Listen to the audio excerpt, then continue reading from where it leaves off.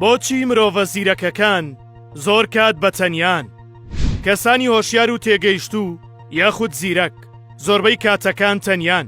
ئەمەش بەهۆی شەرمەوە نییە، بەڵکو مێشکی ئەم کەسانە بە شێوەیەکی جیاواز کار دەکەن. زۆربەی خەڵک کاتێک لەگەڵ یەکتریدا قسە دەکەن و تێکەڵ دەبن هەست بە خۆشی دەکەن و وزەیان بۆ دەگەڕێتەوە. بەڵام کەسانی زیرەک هەمان ئەو خۆشی وزەیە لە شتێکی ترەوە وەردەگرن. بۆ نمونە کاتێک کێشەیەک چارەسەر دەکەن یان کاتێک بیرۆکەی نوێ تاقی دەکەن دڵخۆش دەبن، یان کاتێک لەو شتانە قوڵ دەبنەوە کە زۆر حەزیان لێ، ئەگەرچی تا درەنگانی شەویش بێت. ئەم کەسایەتیانە لەوانەیە زۆر ئەستەم پەیوەندیان لەگەڵ کەسانی تردا بۆ دروست بکرێت.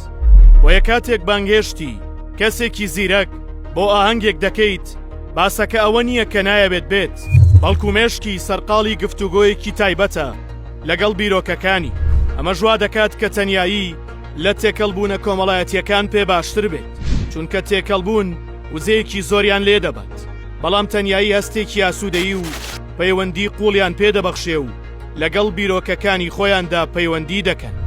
بیرۆکە و گفتوگۆ یاسایی لای ئەوان بێزارکەرە، بەڵام پرسیارێکی قورس یان کێشەیەکی ئاڵۆز مێشکیان چالاک دەکا و دڵخۆشیان دەکات، چونکە بە جیاوازترین ڕێگە ئارەزووی شیکارکردنی دەکەن. ئەمە بەواتای ئەوە نایەت کە ئەم کەسانە دژی خەڵکن، بەڵکو ئەوان بەم شێوەیە زیاتر کاریگەر و ئاسوودەن. بۆیە ئەم جارە ئەگەر هاوڕێ زیرەکەکەت بۆ ماوەیەک دیار نەما و بێدەنگ بوو، ئەو بزانە کە سەرقاڵی چارەسەرکردنی شتانێکی زۆر گەورەیە لە مێشکی خۆیدا.